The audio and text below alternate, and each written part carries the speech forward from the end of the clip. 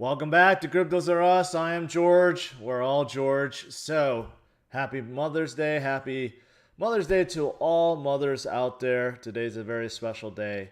But in today's stream, I do want to talk about what happened with SNL and Dogecoin. And also, of course, I want to talk about the main topic, and that is the massive upside for both Cardano and Ethereum, both of which have formed a new high today. I will explain why I think there is a massive upside to both of these projects. Actually, point out one specific thing that will help both of these drive the prices for both of these projects much higher. So, thanks for tuning in. As always, smash the like, subscribe to the channel if you are new. 2 streams every day, 11:30 and 8 p.m. Central Standard Time. So make sure you hit that notification bell and follow me on Twitter, Facebook, and Instagram. All right, guys, let's do this. Welcome. And let me change my screen. There we go.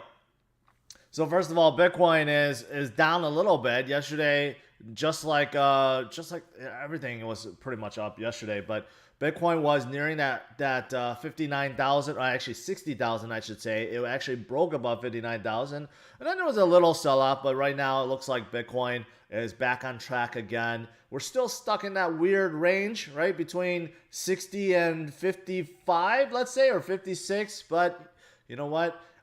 This is a gift. It gives us time to be accumulating, and altcoins are doing very, very, very hot right now. Specifically, the big caps, and I'm going to talk about why, and especially with Cardano and Ethereum. But real quick, I got to talk about Dogecoin because I did watch SNL yesterday. Man, I got to say, I remember why I stopped watching SNL. I mean, this skits was not funny at all. Maybe because I'm too old now, but I just not find any of the skits funny. But what I was impressed was Elon. Elon actually did really, really well. Elon's was more comfortable doing SNL skits than his reveals. I mean, if you watch Elon at his reveals, like his Cybertruck reveal or any of the other reveals, he comes off really awkwardly and it's just not natural. Like it's really not natural. But on SNL, he actually did really well. So he definitely carried that show. SNL was also broadcasted worldwide. They actually had a YouTube stream for international people. But of course, what a lot of people were expecting Doge to pump up. Well, half expected to pump, half expected to dump. Well, the pump didn't happen. Now, it could be because Robinhood, again, experienced issues. They just can't handle it. They can't handle the amount of people getting onto the platform to buy Dogecoin or to sell Dogecoin. So again, throughout all of last night, this morning, there were still issues. Doge obviously did come down. It did dump to about 50 cents. But like I said before, it doesn't matter if it pumps or dumps. Eventually, it's going to find a base. It's going to find the floor. And that's what it's looking like right now, right around 49, 50 cents. And let's see what happens later today and going this week, because if that is the floor, you know what? That means it's permanently staying in the top 5. That's how strong Dogecoin is, and you can't ignore it at this point. But real fun fact, side note, one of my Patreon members sent this to me afterwards. He sent me some videos and screenshots of what was going on behind the scenes, because he actually works for NBC, and he actually worked on SNL while this was going on. And he told me, he briefly talked to Elon on his way out and told him, hey, there's this guy named George. He's really into crypto. You should do an interview with him. And I retweeted that yesterday. So hopefully Elon and his people reach out. It's very far-fetched, but I would love to interview him. Maybe they'll fly me out to Tesla or SpaceX, because I'm also a big car guy too. But that made my night. So very, very cool. Very, very cool. All right. Let's get to what you guys want to know, and that is Ethereum and Cardano.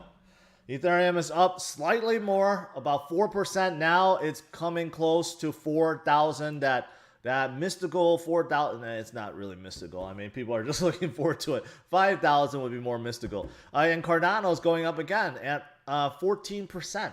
You know, this is pretty incredible for big caps right now. But that's the name of the game. Big caps are gaining they're getting stronger and stronger and stronger and stronger. And despite the fact that Bitcoin may not be moving or Bitcoin may be going even down a little bit, big caps are holding very, very, very strong. And of course, you got Binance Coin that's also doing pretty well. I believe it hit 670 this morning, and that is a new high for Binance Coin as well. And you do have Polkadot that made some moves. Look at Litecoin and Chainlink. They're getting into the game, up close to 10%. And VeChain is also up close to 5%. So you can see today the big caps are moving really well. Even Ethereum is moving again. Ethereum Classic, I should say. I just don't quite understand Ethereum Classic, but it is moving. It is a big cap. Now the big cap go all the way down to 20. Even Tron is a big cap now. But anyways, okay. So let's start out with Cardano. The Cardano fans are very, very strong. People love Cardano. I mean, I've said all I really need to say about Cardano, about Charles Hoskinson, how much he's respected, how much people love him, his scientific approach, stuff like that. I don't have to re-say it, right? And Cardano, still, we know it's a work in progress. Right now, the biggest thing that they're trying to complete is Goguen, which is smart contracts. After they have smart contracts, that opens the door for a lot of things like DeFi and NFT and bridges and all these things that you hear about on Ethereum and Binance Smart Chain and all these others, right? It doesn't really exist on Cardano yet. Projects are waiting and waiting and waiting. But, you know, when Gogen's done, that could be a huge, huge, massive driver for Cardano. But the one thing I picked up, and this was late for me, but I think if you, despite everything I said, the one thing that will really, really drive Cardano upwards, and this is the reason why I think it has a massive upside, is the number of stakers. It's incredible. I found this out just a few days ago. Now, some of you guys already knew this because you're Cardano fans, but this is just insane. It's mind-boggling to me. I can't go over the fact, according to Cardano pool tool, total right now, 71.44 of the total supply of ADA is staked in a Cardano pool. And this is just the pools that's powering the network. This does not count, as far as I know, like the staking that's going on the exchanges. Like, for example, Kraken just opened up. I believe Coinbase Custody also has it. And there's several others that also offer Cardano staking. So this is outside of that. So if you include that, this number is even higher. So when you have over 70% of the total supply that is locked in, and people are really not trading it. Of course, you could take it in and out. I know that. But for the most part, people are just locking it in to earn rewards, and which is pretty good rewards. I've heard around 6% APY. When you have this many people that truly believe in this project and they're not really trading it, they don't fall for FUD, they don't have weak hands, and they just dump every time there's a market crash. I mean, that's incredible. So we're talking about at least 71.44, but I think if you count all the other staking that's not native staking, it's probably closer to 80%, if not higher. So if you have 80% that's just being held there, of course, it's going to go higher. The number of floating ADA out there on the exchanges is really, really, really low. I've always shown you guys statistics about like Bitcoin. Bitcoin's reserves on exchanges is like nosediving right now, right? Despite the fact there's volatility, but still the reserves for Bitcoin is going down hardcore. And I'm assuming it's the same way with ADA because everyone is just taking it out and putting it into a pool and earning that interest and waiting for it to go higher, right? So this is massive. I think this is the reason why Cardano is going to go higher and higher and why it has a massive upside, besides Goguen and everything else that's coming. And that's what's more impressive about Cardano is none of that stuff is really driving it right now. You don't hear about hot AMMs or hot swap plays or hot launch pads or hot NFT marketplaces on Cardano, yet it's still a big cap and still moving.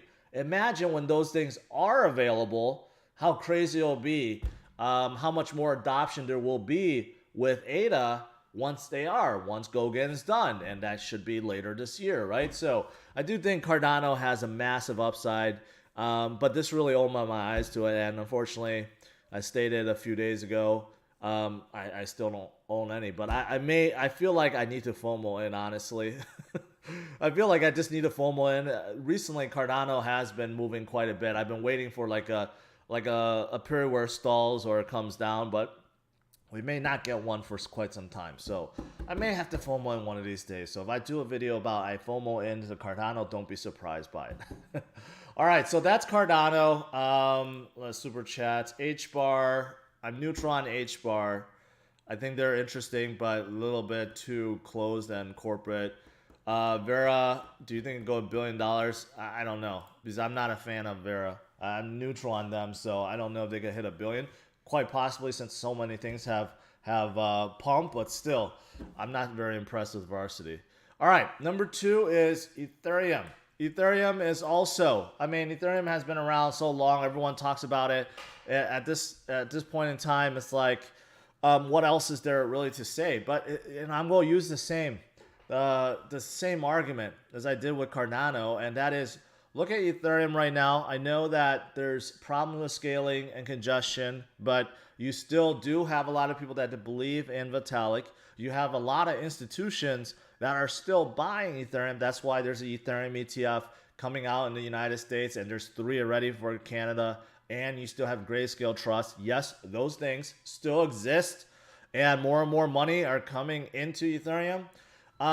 But despite all those things, let's look at the locked-in value, the total locked-in value, and the stakers, right? So I can't find anything like Cardano Pool Tool for Ethereum, because honestly, Ethereum right now, based on proof of mining, and based on, just anyone that could be mining Ethereum, it's hard to have a tracker like this. However, you can track it for Ethereum 2.0 for the beacon chain.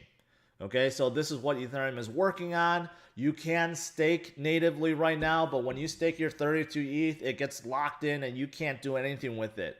Okay, you have to wait until the mainnet is done. So it actually forces you to lock it in and you can't take it out, right? Despite that, there's 4.2 million ETH that's locked into this chain, average 32.83. That's a whole lot. I did a calculation. That's about $17 billion worth of Ethereum that's just locked in permanently for at least, 6 months to a year until ETH 2.0 is out. That's a big amount. That's not as staggering as Cardano's, but still, this is a big amount. And if you look at, of course, DeFi Pulse and look at all the DeFi projects out there, the total locked-in value is around 82 billion. And this does include the AMMs, the DEXs, the yield farming, and all these other stuff, right? So when you combine the two, that's about 100 billion ETH or Ether that is locked in or staked somewhere. Of course, this does not take into account the native staking, not native staking, but staking on the exchanges and staking on, let's say, lending platforms like BlockFi, which offer a lot of good amount of interest for staking ETH or depositing ETH, I should say. But there are, like Nexo, Celsius, BlockFi that offer that, and also you have like the compounds and Aves of the world. They all take ETH, right? So this is at least 100 billion, but I have a suspicion it's more. I have a suspicion it's more like 125, 150 that's locked in. And if you look at that, that's a good amount. Ethereum is only worth 455 billion. Yes, I said only. But if you're looking at, at least 100 to 150, that's 25%. That's 25% of the entire circulating supply is also locked in. Not nearly as high as Cardano, but that is a very, very large amount, right? And I do honestly think there's a lot more that I'm not even thinking about. There's a lot more places where ETH is locked in. So that number is probably even higher than that, but that's a conservative number. So this is also why I think Ethereum is going to go up, because you have a lot of people that really believe in it. They stake it or they deposit it somewhere, and you have a lot of institutional interest coming in. So you combine it all, yeah, it's going to go higher. So that's it for massive upside for Ethereum and Cardano, because, just look at it. You put one and one together, it just makes a whole lot of sense. The demand keeps rising and the supply keeps decreasing. And when you put that together, that's a recipe for for price movement upwards, right? So that is why I think they both have massive upside. A lot of people tune in, 7,000 people. Congratulations. Hopefully you guys caught most of that. All right, I'm gonna turn to you guys for some Q&A. Let me answer these super chats real quick. First super chat from Dave. Kava is getting 20% staking rewards on Kraken. Holo's Dream or Dead Project. Are we getting more? I mean, 20% is pretty good. A lot of these exchanges like Kraken, KuCoin, they're offering a tremendous amount of staking rewards, right? If you're gonna be staking on a reputable exchange, I would say it's okay, but you still gotta be careful. There's still risk, but yeah, that's why. I mean, I just covered staking with Cardano and Ethereum. This is the reason why, because people are holding anyways. They're like, why not make some interest from it? It's a big thing. If you think about staking, basically locks in and takes the circuit supply out, even though this says circuit supply is this much, but it's really not, because a lot of it is just locked in somewhere where people are just not using it. It's almost like putting in a cold storage in a way, right? So yeah, it's pretty big. Is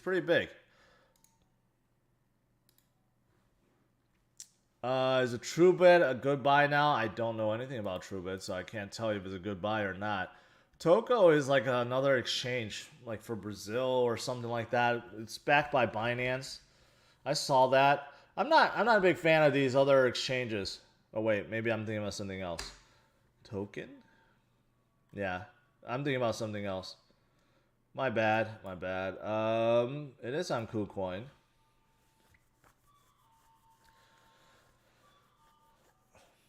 Welcome to Bit, Indonesia's first blockchain innovation ecosystem where blockchain becomes a problem solution for businesses and a way of life. So it's kind of like a incubator for blockchain projects from Indonesia. That's what it sounds like.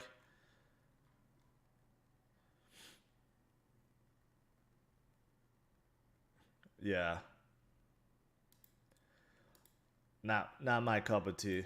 Miners are going to have to stop selling ETH in order to stake soon. Everyone expects a bear market this winter, but ETH merge is scheduled then.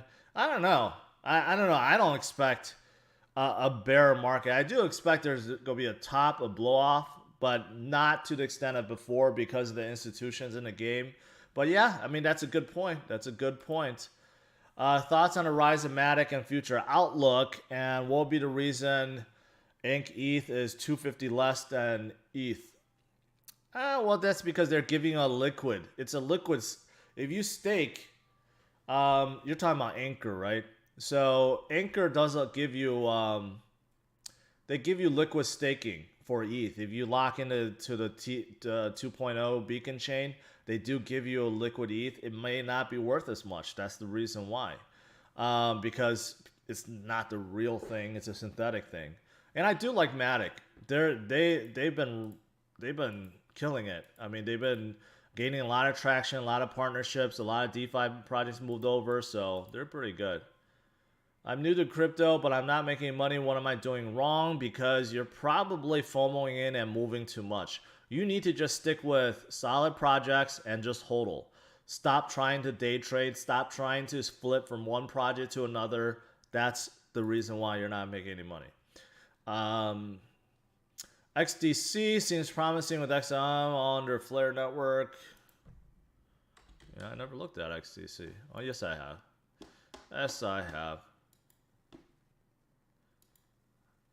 I gotta remind myself what it is again. Hybrid blockchain for global trade and finance. So what does that have to do with XRP, XLM, and Flare Network? I don't get it. But yeah, I have seen this before. I don't know. I have no opinions. I don't know what makes this stand out versus some of the other hybrid or blockchains in general. So can't really comment on it.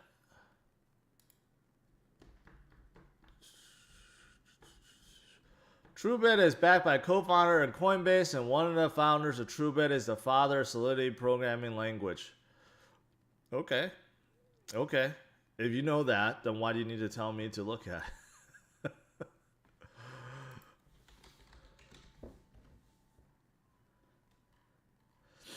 Not doing very well right now.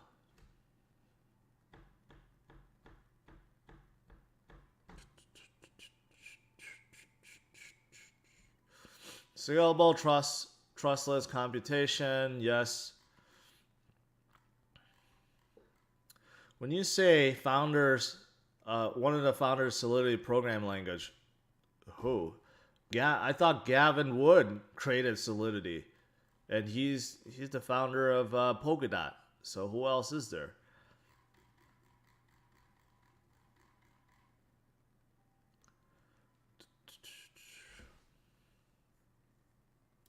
Okay.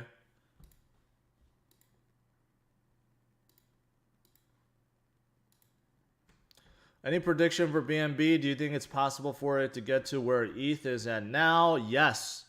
I did say I thought I still think it seems like it's unlikely now because Ethereum is kind of running away, but I still think there's a good chance BNB catches up and flips Ethereum by the end of the year because of how many projects are moving to BNB or BCS, I should say. But maybe not. Maybe not because of the institutional money coming in. But still, Binance Coin is one that you definitely want to hold, in my opinion. Binance Coin is, it's used in so many places. DeFi, of course, is getting hot. NFTs is coming to Binance Smart Chain. Binance itself and all the other exchanges is widely used. You just don't want to sleep on Binance. They're not very sexy, but they will continue to go higher and higher and higher and higher. What's the difference between Rune and Cake? They're very different. Cake is an AMM. Rune is just a way for you to exchange tokens. It's more like a swap play, but they're a protocol and you can build on top of it. So Cake is very different. Cake is more like Uniswap. So think about that.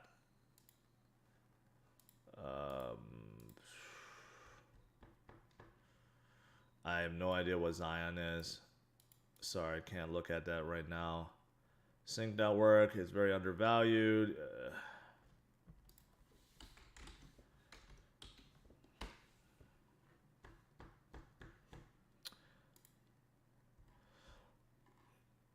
Too low. No one is even trading Sync. Eric, thank you. PDAX. What do you think about PDAX? Why do you think it's not moving? Well, what makes you think it should move in the first place? I guess that's the question. When you get into a pretty new and small DEX, you got to realize there's 100 others that's just like it. What makes it stand out? Just because it has Polka in the name, does that automatically make it good? No. And quite honestly, none of the Polkadot projects is really pumping, to be honest. I agree with you, Kenneth, about SNL not being funny since the 90s. But GRT, I like it. I like the project. I like the concept of it. GRT is just a really easy to understand project and one that all DeFi projects really need. Your story was inspirational. Thank you. When you lost your stocks, did you mean they raised zero, got liquidated, panicked, sold? All of the above. All of the above. So, made a lot of mistakes. Traded until they got zero. Some I had to sell. Some I had, with margin called. There's a lot of stuff that happened during that time. I bought Zilla and Data a few days ago. Would it be a good hold? Both of those are really good hold. Zillica's coming back from the dead, basically, and Data has been just killing it. So I like those. Happy Chinese Rocket. Did not kill us. Okay. Team Cardano. XCZ under Corda. Kind of ecosystem. Flare. Eco. What is another similar hybrid coin? There's a lot. There's a lot that I can't think of off the top of my head. There's one that everyone keeps talking about recently, Ubix. Ubix is another hybrid. But there's a lot of hybrid. And hybrid is just like I don't even know. It's like a buzzword. Like, what the hell does that really mean, a hybrid? You could have a public and private chain. You could cater to businesses and retail.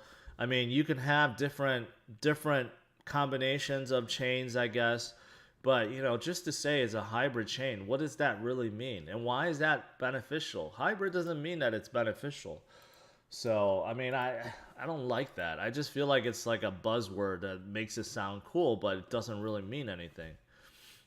Any news on Solana making a move soon? Hey, if I knew, I would tell you. There's really nothing right now. This is Cartesi. I looked at it yesterday. It has been making big moves. They have good backers. You know, besides that, they're like an Oracle and Layer 2 kind of combined, as far as I understand. Oracles, I still think Chainlink's the big dog, but you know, they got added to Binance. I think that's what really drove them up. I don't know why. Coinbase. I'm sorry. They got added to Coinbase, and that really drove them up. And they are on Coinbase, Binance too. So I don't know. To me, they got pumped up because of the exchange additions. All right, that's pretty much it. That's pretty much it.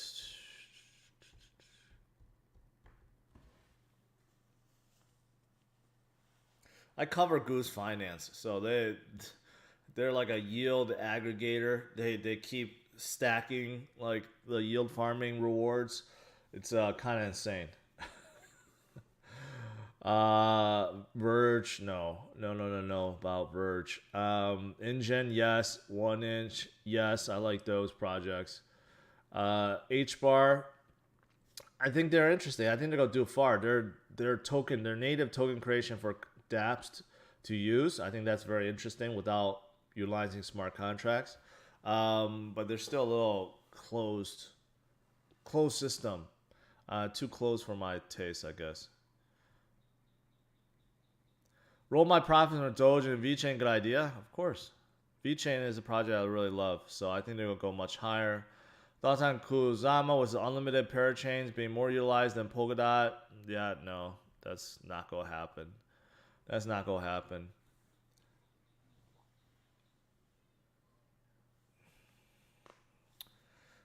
Cartesi is not Oracle. It allows people to code smart contracts in Python. Well, that doesn't sound very sexy at all. It sounded like they were Oracle. Yeah, well, maybe you're right. If that's the only thing it does, allows people to code in Python, that would not be a project I would invest in. Chili's can only go so far. I beg to differ. I think they've only started. They only started. Do I like Decentraland? Yes. Digibyte, I think they're interesting with their Layer 2. StormX, yeah, it's okay. I think they need more adoption at this point. All right, I think that's it. All right, Zach. maybe I'll take you up on that. All right, guys, that's it. You know what? Hey, Doge is coming back up above 50 cents again, so that's good. That's good. BTC is coming back up. That's good. But, you know, overall today I want to talk about Ethereum and Cardano. Basically, I think their upside is huge. And my argument to that is, besides everything else, I mean, you just have, like for Cardano, you have like 70 plus ADA just staked. And if you include everything else, I think it's probably 80 plus. I mean, that's just enormous amount of faith and followers that believe in ADA, and that is why they're going to continue to go higher. And Ethereum, the same thing too. DeFi in a way is making it deflationary. You have all this value locked in, and plus, you know, you have all this locked in with Ethereum 2, the beacon chain, and I think that's going to carry them far, as well as institutional interest too. So, massive upside for both. All right, guys, that's it. Thanks for tuning in. Happy Mother's Day. Go spend some time with your mothers. Smash the like, subscribe to the channel, and tune in tonight. I don't know. Actually, I don't know if I'm going to have a stream tonight. Maybe not. Maybe not. But, yeah, I mean, hit that notification bell so you don't miss out. Spencer says, I wanted to thank you for your story. I appreciate that. And then lastly, will Acon compete with ADA? I don't think so. I don't think they're going to have enough traction to compete with. Well, maybe not. I don't know. He's been doing very well with his coin, but ADA, to compete with ADA, it's going to be pretty hard. Uphill battle, let's say.